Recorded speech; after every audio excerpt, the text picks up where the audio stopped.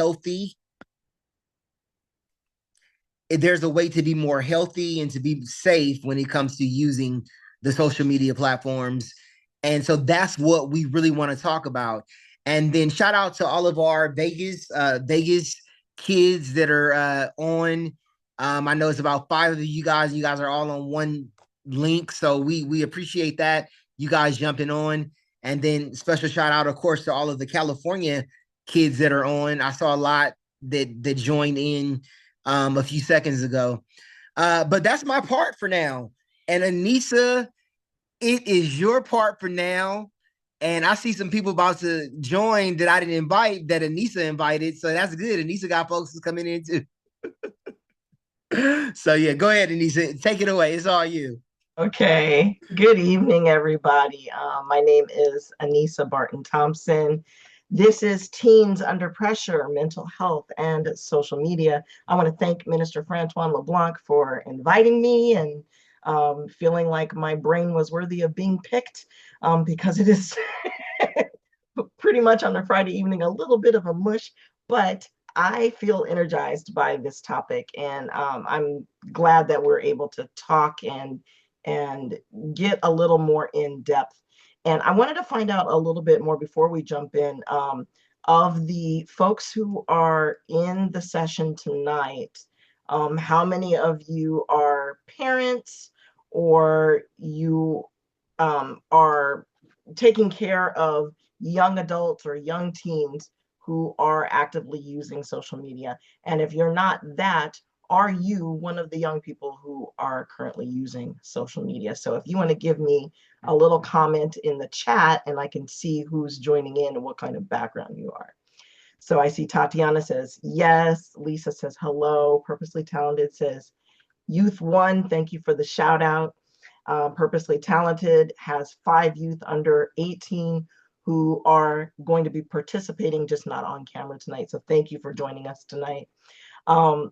With this, I want to kind of set the tone. I want to make sure that this is a collaborative conversation, that it is first and foremost a safe space for our youth to share how they interact with social media, what they're comfortable with, what they're not comfortable with, and for our parents to also feel like it's a safe space for them, because a lot of times we're under the pressure of needing to know everything about technology when we just really don't always have all of the insight knowledge. And that's okay, because the technology is changing on a pretty regular basis. And sometimes it's a little hard to keep up with everything. So just to get started and get into this, I wanted to give a little background. My name is Anissa Barton Thompson. I am a social media specialist and digital technologist for California State University, Dominguez Hills. I'm also a full-time web developer and graphic designer. I do some work with Adobe and with Zoom with their professional communities in order to help users utilize the tools and the technology to the best of their ability and to give them help when they're stuck in different ways. And I also, just for the weird little fun tidbits of information, I have a 1.5 ton steam locomotive engine license to drive a steam 1.5 ton train. I have flown the blimp from Carson before. I love car design, and I am a dog mom, a 24-year-old actual mom, and I am a follower of Jesus Christ first and foremost. So that's a little bit about me. And what I wanted to do is find out a little bit about what we think social media is. So on your screen, you've got a bunch of different logos and different symbols, and some of them might look familiar, and some of them you might be like, what in the world? If you see a logo on the screen that you don't recognize, do you mind just going ahead and unmuting and telling me what is that? Or ask the question, what do you think these logos represent? I don't know what the butterfly represents. The The butterfly. butterfly Mhm. or the blue butterfly or the little bear, orange and white bear. Okay. I've never seen that. Okay. So the blue butterfly is representing Blue Sky, which is a Twitter alternative. I should have put the Threads logo up there too, but that's actually under Facebook as well. But Blue Sky is an alternative to Twitter, now known as X, which is the black X that I'm sure so many of you have been inundated with all of the more negative than positive these days. And Blue Sky was the response to the negative by making a more positive version of the X, or the former Twitter platform. The little bear in the, it looks like a bear, but it's like a little electronic robotic animal inside of an orange circle. That is the logo for Reddit, which is a conversation platform. It's very similar to a blog. If anybody's seen Quora, or it's kind of like the newfangled version of MySpace, where people can go in and they form communities and they talk about different subject matter based on what their interests are, or what their complaints are, or whatever the situation is. And they find like-minded individuals who are willing to share and converse and have nice conversations or crazy conversations about whatever it is that piques their interest. So that's Reddit, Reddit. Any other ones that you're not familiar with? What about the box with the grass on the top? The box with the grass on the top represents Minecraft. If anybody has heard of Minecraft, it is a video game that started off with very humble origins. It's called an 8-bit game, an 8-bit digital graphic game, and it's designed to look very low key, but for some reason, it really attracted a younger audience. My son, when he was 5 years old, got into Minecraft, and it's a really fun environment where kids use their creativity to build and create new worlds out of these block shapes. And you'll know just how big it got by the fact that Microsoft bought out the parent company of the game about maybe 6, 7 years ago. And it's huge now, and it even got a movie last summer, the Minecraft movie. I think that might have been this year. So Minecraft is also considered, believe it or not, a social media environment. It's a social media platform because and it's really people of all ages, but it was intended to be for younger participants to get in and create these worlds, these visual worlds, and share them with each other and build out and create characters and have little environments, kind of like Sims, but with blocks. Anything else that kind of piques your interest? Nobody said anything about the little headset in the corner. Does anybody know what virtual reality, right? Yes, exactly. Virtual reality. So we're talking about MetaQuest, and there's a couple of other platforms that are actually very popular, where people are now meeting in virtual space to communicate and play games and listen to music and do all kinds of interesting interactions, but virtually in their own environments. So that is actually also considered a social media platform in and of itself. If any of you have heard of Discord or Twitch, those are originally gaming platforms that have kind of switched and become kind of multi-purpose or all-purpose communities. Of all of these logos that you see on the screen, are there any that you think would be the most prevalent with our kiddos, with our youth? TikTok TikTok is one. and Any other? Instagram. YouTube. Instagram, YouTube, Fortnite. Fortnite. D2 says Fortnite. And I love that D2 added in the chat, he said, fun fact, Minecraft was the most played game ever because it was the easiest platform for kids to be able to get on and do things safely in a safe environment and be creative and be encouraged to share their creativity with others, which is really cool. Okay, so based on this, let's take a look at those platforms that we just mentioned. So TikTok is it is the largest social media platform. Can anybody name the platform that it beat out? The social media platform that was the most prevalent before TikTok became the monster that Is it Facebook? it was Facebook, exactly. So TikTok currently has approximately 1.6 billion with a B monthly active users worldwide, covering about 20% of the global population. And now that's not saying 1.6 billion teens.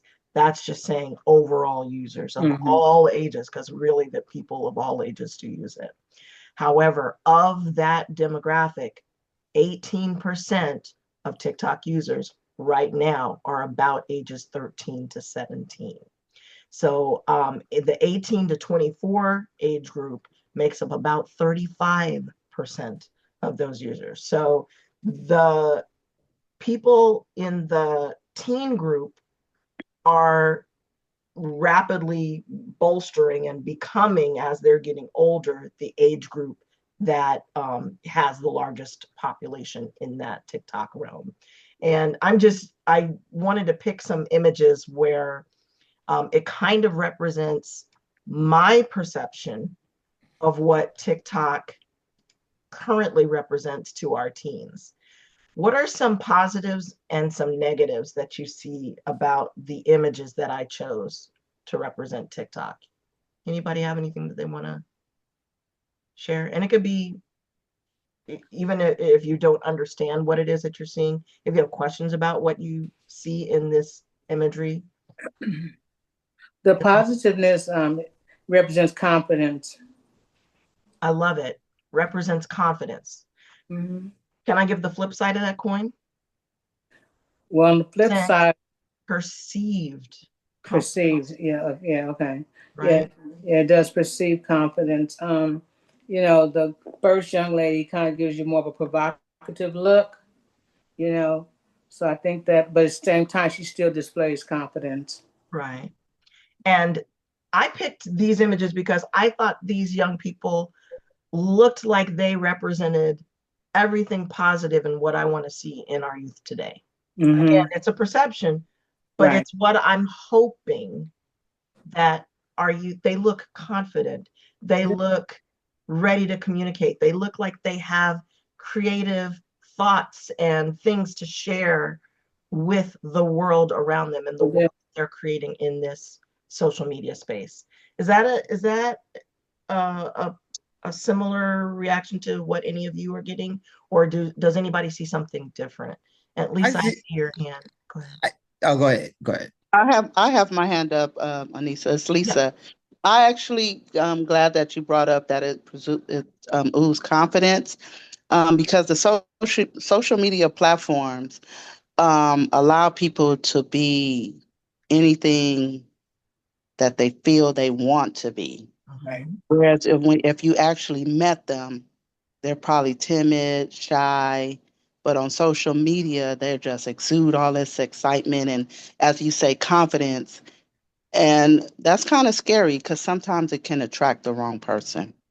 That is very true. And actually, that's one of the points that we're going to talk about a little bit later on. But it was interesting that you mentioned that, Lisa, because I was having this conversation with my son in the car coming back from another location. And I asked him, what is it that you like about social media? And what is it that you don't like about social? And he said, I love that it's a way that I can communicate, I can connect with people, and I can share my creativity. So connection and being able to see people of other backgrounds and dialogues. I mean, we're talking about people coming from all over the world. This is an international platform. All of these social media platforms are international, which means you're getting exposure to other cultures, to other ways of living, to other ways of thinking, to literally being able to see firsthand in real time what others live like and go through. But he says at the same time, it also means we can hide behind a screen of what we want to put out to the public, what we want the world to see about how we think we should be. And then what does that say about, well, if I'm seeing an image that doesn't actually represent this person, then the rest of the world thinks, well, that person is real, so I want to be like that person. But now you're emulating something that doesn't even really exist, or that isn't the truth, right? And so there's something to be said about the concern, the two sides of the coin, of the connection and also the disconnection. And we'll talk about that a little bit more as well. All right, so, and D2, Anissa? I'm sorry, go ahead. Oh, Anissa, I have a little comment. I think that because it looks familiar, these pictures, they just look familiar. When I look at them, I feel like I've seen these looks many times on social media. And I feel like for a young person, it looks like desire. It looks like I want to have the look too. And it looks like they have it all together, hair, the makeup, clothes. And I just think it creates desire in people that are watching, because they want to look like they have it all together too, like these girls do. They're beautiful and they do look confident, but I don't think young people, and I'm not disparaging young people at all, are thinking about the confidence part of it. Just want that. They want to look, they like it, and they want to look like that so that they're liked. Right. That's what I think. And along those same lines, my son also saying the same thing, that there's a confidence, but that confidence can spark one of two things, or one of two extremes. A recognition of beauty, but then also on the other side, a jealousy. Well, she thinks she's hot, so she's she's doing this, when that person could just be, this is who I am. Could be for real, could be not. So that's the hard part, is in the social space, in the social media space, it's really hard to discern what's real and what isn't, what's truthful, what is from that person's actual life, and what is from the life they want us to perceive, right? So, okay, thank you for sharing that, April. And Purposely Talented, our young person number 5 says, the girls look good, the girls look nice. They do look nice. They do look nice.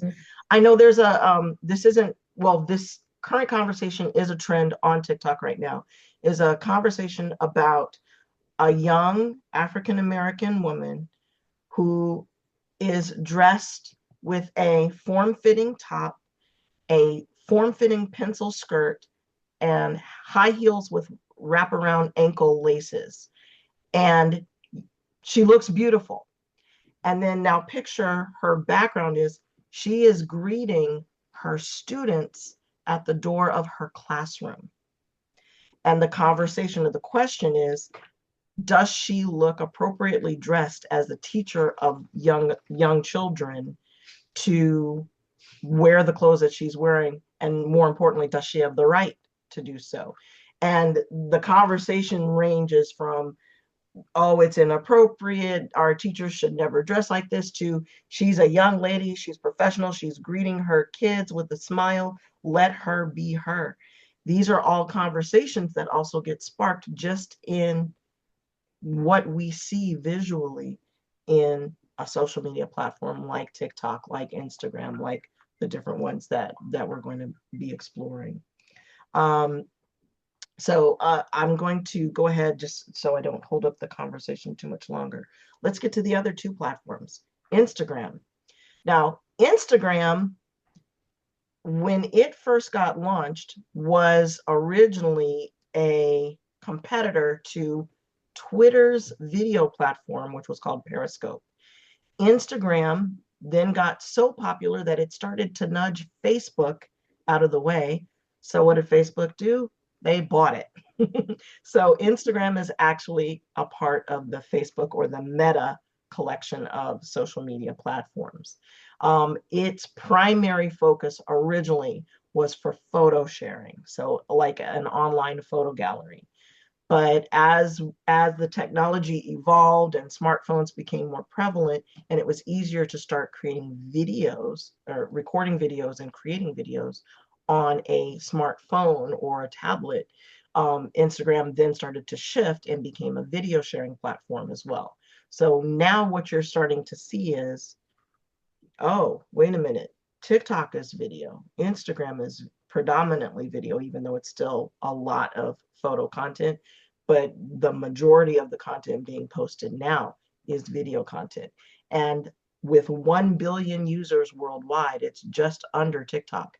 But TikTok took that lead just during the pandemic alone. If it wasn't for the pandemic, Instagram probably would still hold the lead for overall users, and with 87% of US teens reporting using Instagram at least monthly, if not more so.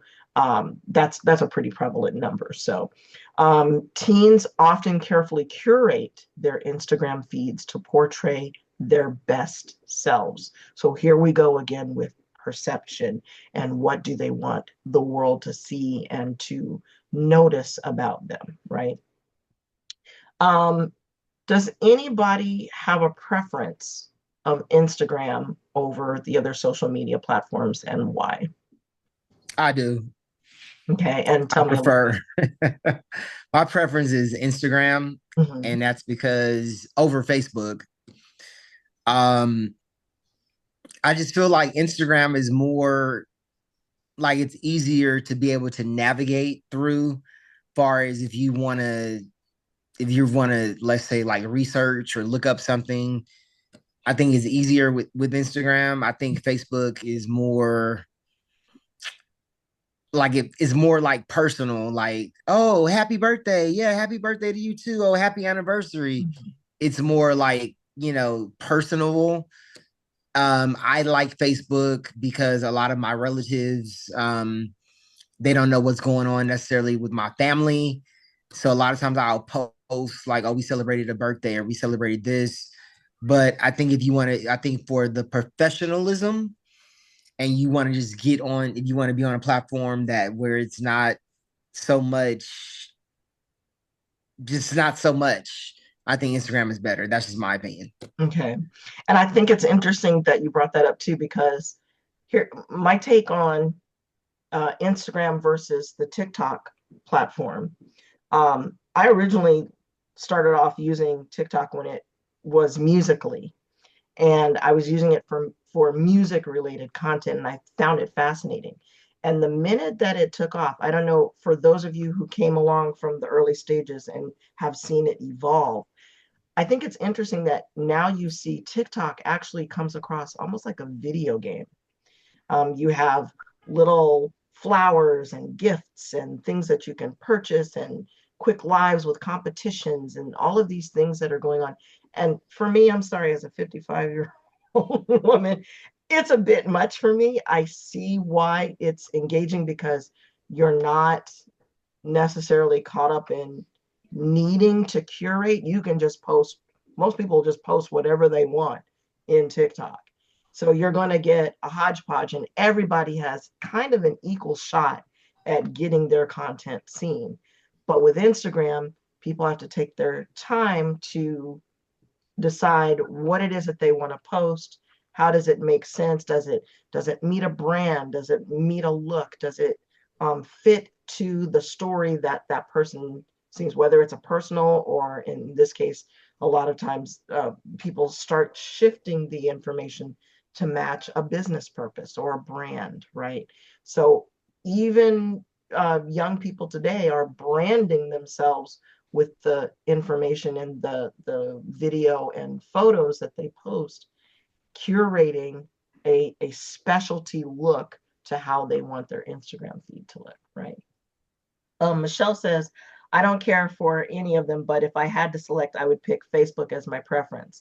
Why? Because it seems more user-friendly. Yeah, it's definitely user-friendly in terms of the interface, in terms of even in some cases the community.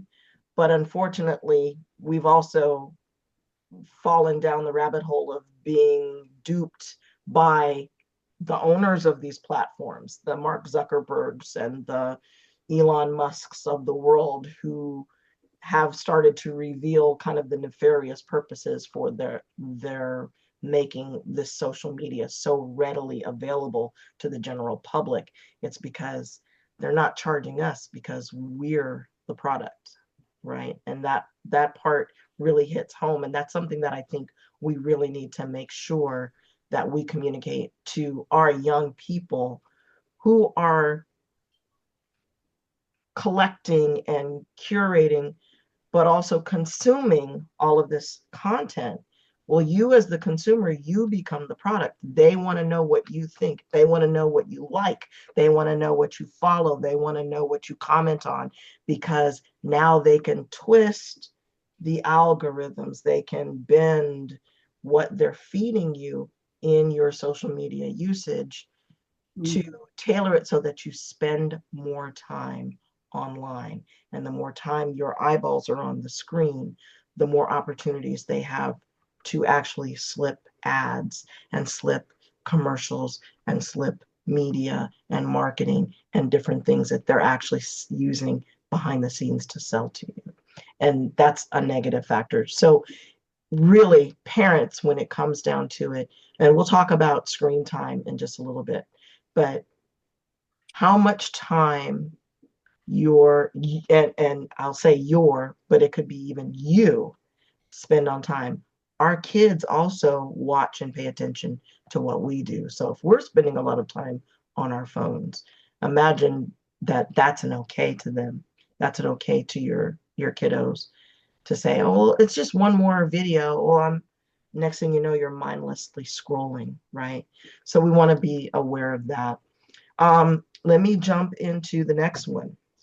The third largest platform that our teens and young adults are using, and they've actually been using this one for quite a long time. Snapchat has been around for a while, and it's based on images and video. But the difference with this one is that Snapchat's platform has always been designed that when they post their content, then the content disappears. And you notice that I'm doing that in air quotes because nothing ever really leaves the internet once you have typed it, posted it, pasted it, because things can be screen copied, things get archived, things get stored in servers that we don't see. So that's another important factor to keep in mind. But Snapchat, its main popularity is that people could have conversations and meet up and have group chats and things where the conversations don't linger. So you have a conversation and it has to be a real conversation because you're not going to be able to trace it back or read back through previous conversations. There were 709 million active users at the beginning of this year. And actually over the last year, they've actually had a 4.6% growth in users. However, even though it used to be predominantly teens, the number of teens are actually starting to lower or decrease on that platform. Snapchat, I will give them a little kudos. They're also the first platform to make those fun filters available that make you look younger, make you look like an anime character, make you look like a Disney character, or make you look like an animal, whatever those things are. Those all got started with Snapchat. They made them popular in your Facebook, your Instagram, your CapCut, and all of the different tools, and now even AI that make those available. I'm curious if anybody wants to chime in if they're still using Snapchat at this point in time. And I do know a few people that do. I see Purposely Talented. Yeah, he says, no, I don't want to be on it. But if you do, you can type it in the chat as well. I'm just curious. This is for my own nosiness. I just wanted to find out if anybody's using it. Okay. All right. So let's talk about how does it get started? How do our kids get started? And D2 says he used to Snapchat. Okay. The average age of kids signing up for their very own social media accounts is 12.6, almost 13 years. So not quite 13 years old. They're still 12 years old when they're joining these platforms. The US Surgeon General's report found that overall, 56% of the children had their own social media accounts based on their parents' survey responses. And among those kids, 12.6 years of age is the average. 95% of youth 13 to 17 who reported in this Surgeon General report said that they were using a social media platform. More than a third said they use it almost constantly. That's pretty powerful. Almost constantly. You're using it regularly every day. 90% of teens 13 to 17 years of age have used social media. 8 to 12-year-olds, almost 40% of those kids have used some form of social media. TikTok users are required to be at least 13 years of age to create an account. If a user is found to be under 13, their account can be banned. However, if a user is under 13 and has an account, they can appeal, or they can have a parent go through and do a support statement and then grant them access. So I appreciate that there are some platforms that are checking for it. It doesn't mean that it can't be skirted around, and we do know kids do skirt around. I discovered my son's 2 extra Instagram accounts during his senior year of high school. So is it important for parents to be connected to their kids? Absolutely. I think it is absolutely critical for, believe it or not, for the kids to friend their parents. And parents, use the platforms that your kids are using, just so you can understand what the platform is doing. How is it involving your kids to a point where they're spending so much time in social media? And what are the trends? What are the topics that are currently engaging people in those platforms, so that you can be prepared in case you need to have conversations with your kids, right? So that's something to keep in mind. Again, what does the law say about children using social media? The Children's Online Privacy Protection Act, is called COPPA, imposes certain requirements on operators of websites, online services, including social media sites, that that information cannot be collected from children under 13 without parental consent. So again, your kids should be asking for permission. And I wanted to say this comment came up, and I put it on the side here. A lot of parents believe that the reason why the age is 13 is to help protect the kid's safety, but really the reason why the age 13 is because most social media shares data, and they actively mine the data. Again, remember I said we're all products in social media.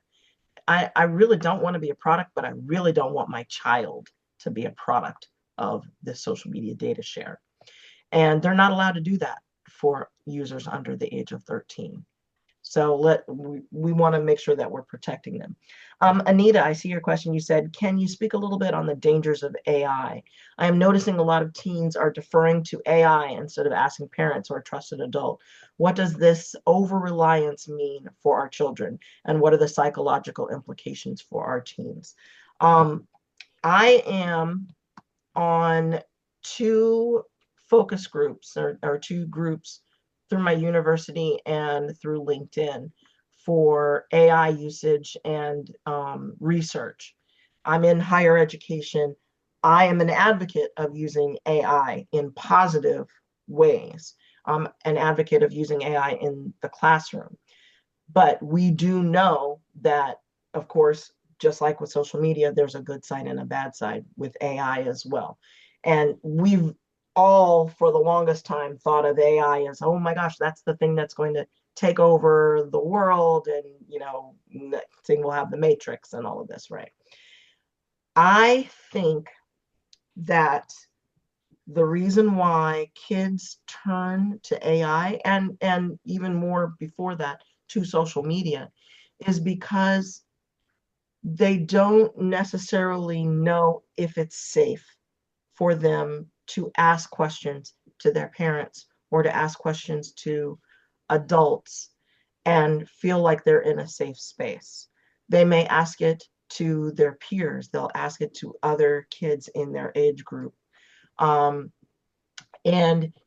then the sadder part of it is there's a side where social media can alienate a child or a teen. And because of all the changes that they're going through, they're trying to figure out their identity. They're trying to figure out who they are in the world. Their bodies are changing, of course. And all of this can be alienating. And unfortunately, there are definitely some areas where we're discovering that not just children, but people in general are actually starting to turn to AI in ways where they're like makeshift teachers, they're makeshift counselors, they're makeshift psychiatrists, because it can return some what we think of as helpful information. So, some is actually helpful information, but it is not a substitute for the real thing, for actually having real counselors, real adults, real peer mentors, real older brothers and sisters and aunties and uncles and grandparents who can interact with them and engage with them and answer their questions and be there for them. And sometimes just listen. Sometimes it's just the listening factor. It isn't giving advice. It isn't telling them what to do. It isn't locking them down. It's being an ear. And so that's something to consider in that regard too. We'll come to that in a little bit. Let's. I have a comment. Can I have a comment? Oh yes, please do, April. Go ahead. One of the dangers for all of us using AI is that it hallucinates, and that just means that it will make up information that sounds like a real answer. And like you, I just like when the internet came and everybody thought the libraries would close and the bookstores would be gone because now we could look things up on the computer. We just had to learn how to use it. And, you know, you had to go sift through all those links to find the ones that made sense and that were from a credible source. You just have to have the same training with AI. I mean, it's a great tool, but it is not infallible. So right. I think Digital that's literacy, that's absolutely key. Exactly, April. Thank you for. It sounds real. Like I've done things on AI and I would say, well, where'd you get that part? I didn't mention that. And I just, sorry, I just put that. It'll apologize and tell you it made it up basically, but that's part of using it. You have to test it and tell it to test itself as well. And ask it to give sources. I mean, if you're right now, if you use Google as a search, if you're doing a general Google search, you will now notice that Google returns an AI overview, AIO overview, before it will return the actual results of the information that it is serving you traditionally as a search results from the internet. That's teaching it, right? And teaching AI? It's actually not teaching the AI. The AI has already collected a decent amount of information from all of the resources of the literal. This is literally the full definition of World Wide Web. The connected group of computers from all over the world and repositories and databases and all the sources of information all connected together. Everything is connected now. And for it to be able to say, okay, well, you want to know what are the top 3 vacation spots in 2025. And it returns an AI overview, but it should also be returning the sources of where it got that information. So if Google is doing that, then when we're doing our own AI searches, we should be typing in whatever our question is, whatever the thing is that we want to work out with it, and give it challenging questions, and then ask it to provide its sources. And if you can't check those sources, don't use that information, or ask it to validate why did it put that, like you were saying. And I hate to say it, but a lot of people go, well, why would I use AI for that in the first place? Well, believe it or not, that's helping you learn how to be more critical in your thinking. Yeah. So there is a positive to that. A lot of teachers don't take that into consideration. Education doesn't take that into consideration now. They're pushing back, but there's ways that you can utilize the AI to make your own critical thinking stronger. So, Absolutely. Anita, thank you for bringing up that question. And if anybody wants to chime in or add any perspective on that, I would love to hear about it. Okay, and believe the source, right? Make sure that that source is credible too. Exactly. All right, so the good, the bad, and what you need to know right now. Here are the main things that we look at. Social media is addictive by design. It is designed and engineered, and the algorithms are all programmed to make sure that your engagement gets tracked, that it sucks you in to make sure that you're interacting with it so that it can provide more to snag you, to get you more interacting with it and staying in the platform and staying in the feed and becoming more and more of the product. So it's feeding on teens' need to get validation, right? So to chase that external validation, oh, I need likes. Oh, I want somebody to tell me that this outfit looks good, or my hair is great, or my nails came out awesome, or this football play was awesome, or my homies like my car, or whatever. I shouldn't say homies. That's such an 80s thing to say, but you guys get the point. But just to Homies. get We used to call them homies. we still call them homies. Okay, that's good to know.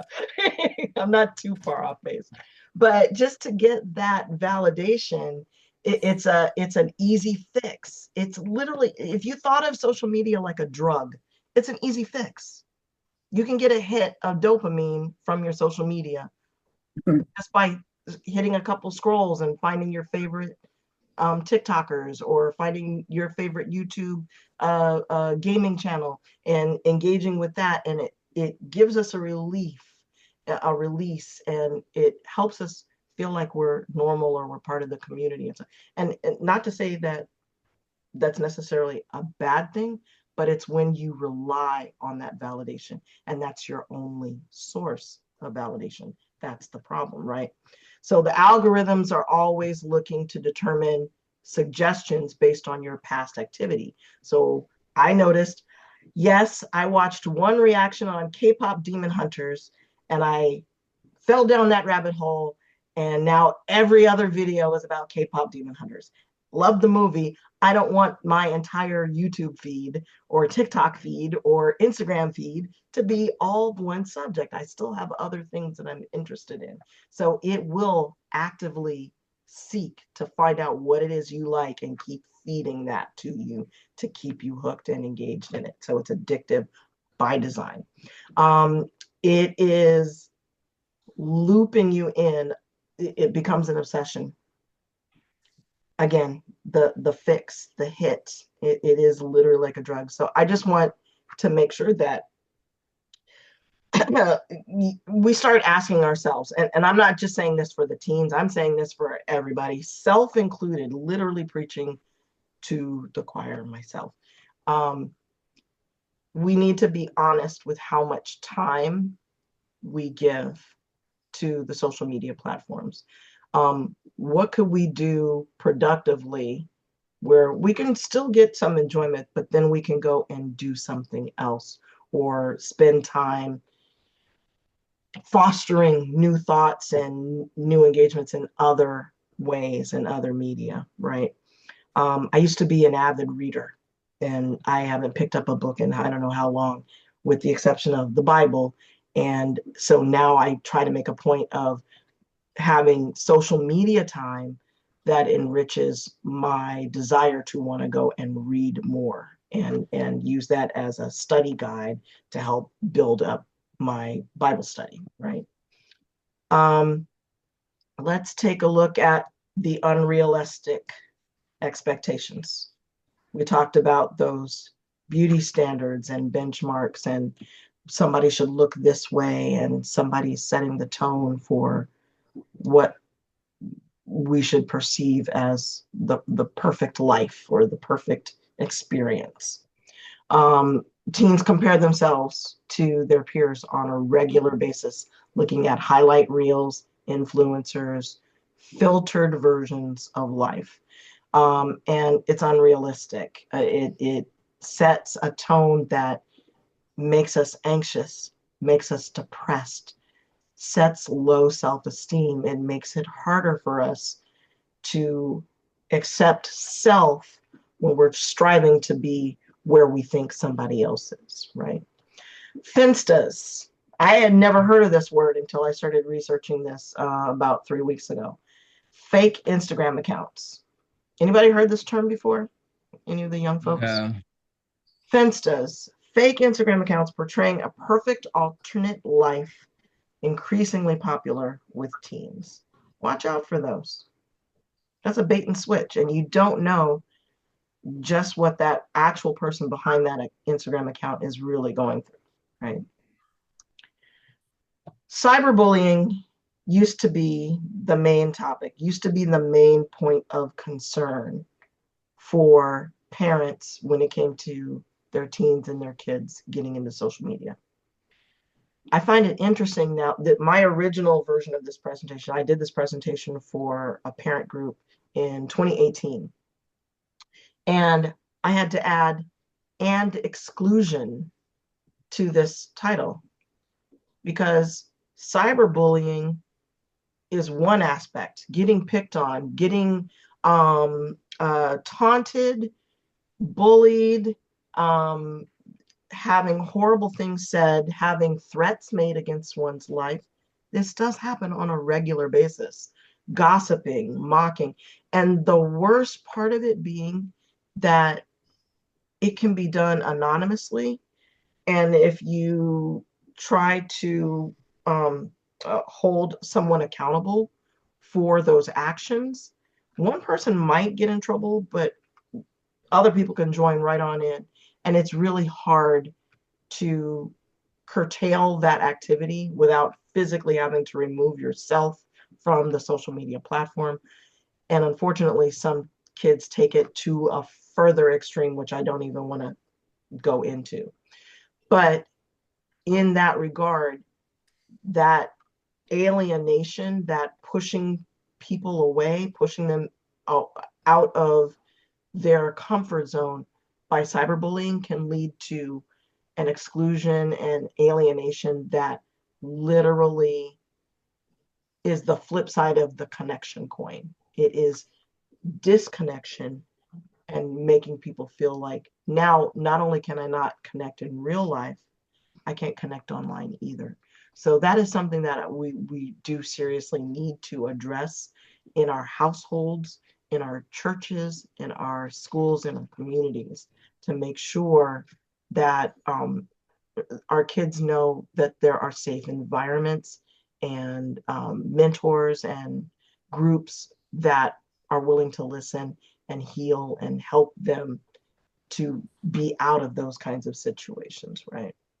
And if anybody has ever experienced cyberbullying, I'm not asking you to talk about the experience unless you want to, but please know that there are actual police groups and law enforcement that have better tactics to track down cyberbullying. So I want to make sure that people are aware of that. Here's something I think we all have experienced: scrolling in the middle of the night, scrolling before we go to bed, scrolling first thing in the morning. Our phones are in the bed with us. Our phones are on the nightstand. Our phones are pretty much at our side on a regular basis, right?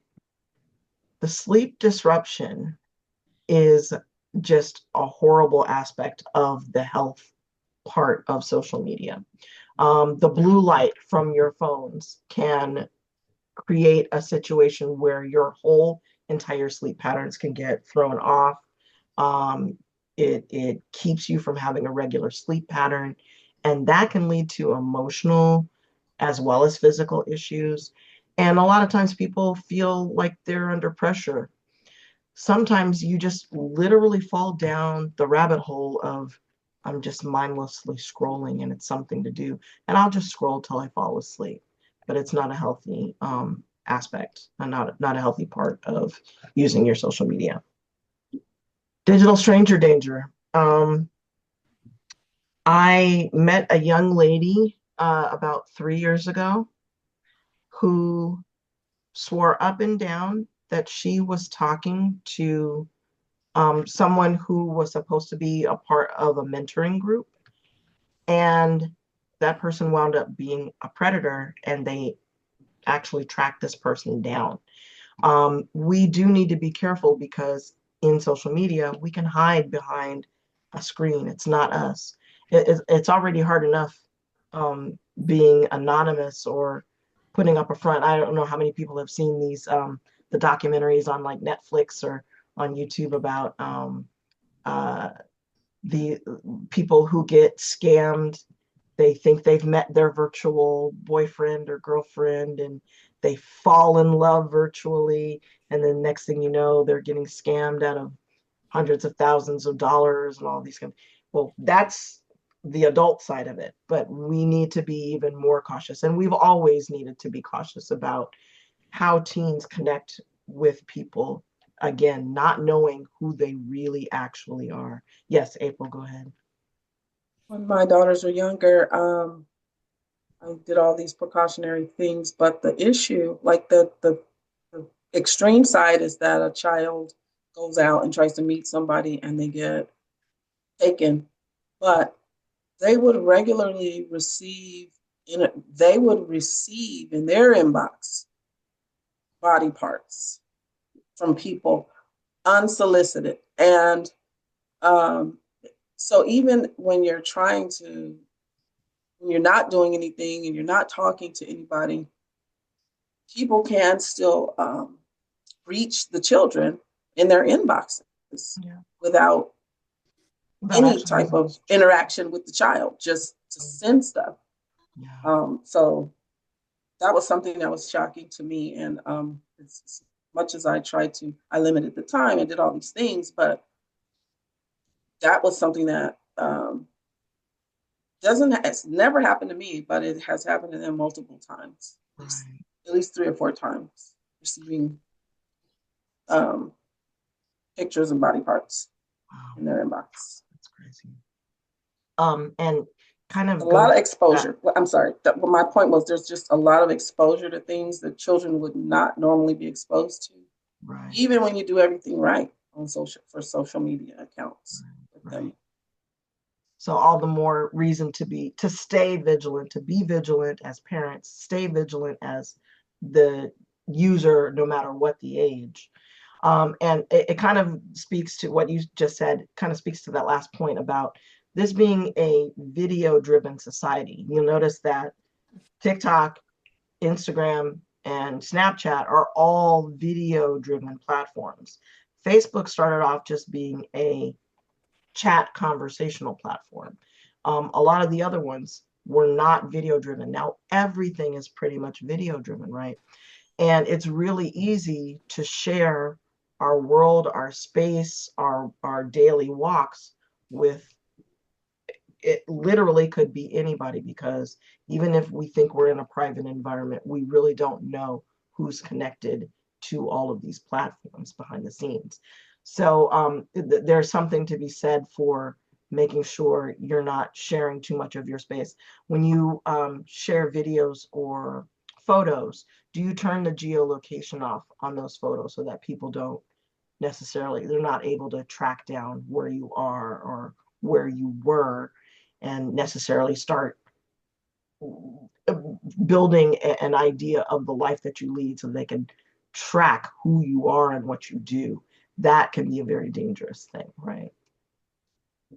I know that we're kind of coming down to, we have an 8 o'clock stop, or Mr. Fronton? Yeah, we want to do we Okay. typically try to stop probably now, and then that way we can have any last minute questions. But I definitely appreciate your time and all of the information that you provided. Did you have more slides, or was that all your There, slides? there are more slides, but I'm going to just keep it simple.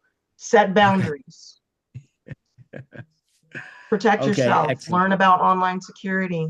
That's really important. Set boundaries for your time. Don't spend a lot of time, or just allocate time, and then allocate time for other things so that you can expand above and beyond the social media platform. That's good. With sexting, careful who you're talking to. A lot of people think they're talking to folks they know, but those messages get sent to other places. If anybody's ever been doxxed or ever had an ex-boyfriend share something that you thought was just going to him, or a girlfriend to her, and the next thing you know, it's being shared in a group. Be careful about what you're putting online, okay? My last, I'll go out of this one. We have cyberbullying. This is the last part, and then I'm gonna leave it with this. These are questions for everyone, but questions for all of us who are cell phone users, which I think most of us are. What do you use your phone most for? What are your favorite apps? Do you know everyone you have as a contact in your phone and in your apps? Do you actually know them, as opposed to, oh, I met them online? Do you actually have a connection with this person in real life? Has anyone ever taken an embarrassing picture of you without your permission? And do you know what happened to that picture? That's my side question. Have you ever taken an embarrassing picture of somebody else? And did you delete it for their protection? Have you ever talked with someone you just met online with your cell phone? How did you know that was really them? What would you do if someone sent you a text or a picture that was inappropriate? And that's a question our kids should be talking about conversationally with their parents. What do you do about inappropriate situations? What's acceptable and what's not acceptable? And do you know how to protect yourself? Do you know how to turn off your location?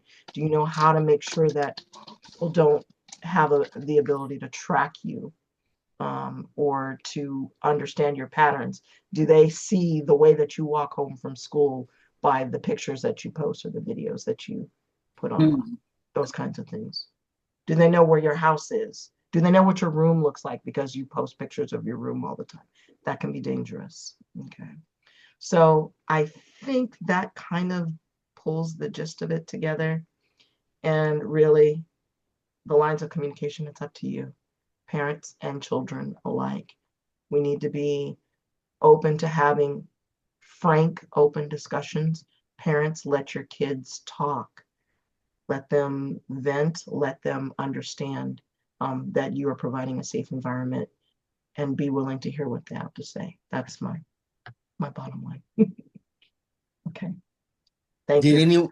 Thank you so much, Anissa. Awesome presentation. Excellent information. Definitely appreciate you. Appreciate everyone who came on tonight. Did anyone have any additional questions before we close out? I was gonna, it wasn't a question, but it was kind of like a response to what Miss Anissa said. Okay. I was saying, like one of the many ways that you can like check if people are real online is through like reverse image searching is what I typically do. For example, I meet someone online, you know, like we're chilling, we're talking, whatever, like we're gonna play some games, and then be like oh, like you're a person, blah blah blah. They send a picture of themselves. I reverse image search. I'm like, oh, and it's in most 90% of the time, it's typically like a real person. There's nowhere on the internet where their face is. And I'm like, okay, you know, I even asked other people like, hey, like, do you know this person? Some people like, yeah, I know this person. You know, just kind of asking around. I love that you're using the technology to help try to protect yourself too. Google image search, among a couple of different tools that are available. I think Bing has one as well, where you can actually take the picture they sent you and plug it in and see if it comes up anywhere else and what it's associated to see if there's any way that you can tell that image or that person is legit. That's Thanks for good. sharing Yeah, that. that's good. Really good, D2. And then if you could drop your, I guess, your email in the chat. If we don't have your email, I see some new people, new guests that may not get our emails that we sent out about our events that we have. Our next meeting that we're going to have is going to be on Friday, September the 19th. So if you're interested in attending our next event, you could put your email in the chat and we'll send you out some information so you can register for the next Zoom call. So that's it. That's it. Did you have anything you would like to say, Latasha? No? No, I'm fine. Okay, thank you. Excellent, excellent. Okay, well, again, thank you all of the teenagers who showed up, teenagers from California, the youth and the teenagers from Las Vegas, Nevada. We definitely appreciate you guys. Veronica Williams. Actually, really quick, Veronica, can you share a little bit about because we are a wellness collaborative and we do collaborate with other people and so forth. Veronica, do you have a second to tell us a little bit about your wellness company or business that you have?